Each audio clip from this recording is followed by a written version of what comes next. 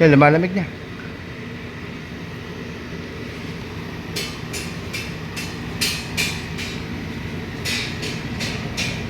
So nag-i-yellow na yung kanyang coil.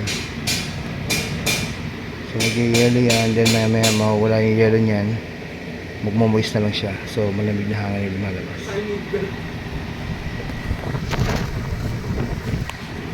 Yan. So ang problem nitong aircon na to is hindi siya nagbubuga ng hangin. So hindi lumalamig yung kwarto kasi hindi siya nagbubuga ng hangin. So nagpalit ako ng motor. Yan, nagpalit ako ng fan motor. So ngayon okay na. Yan.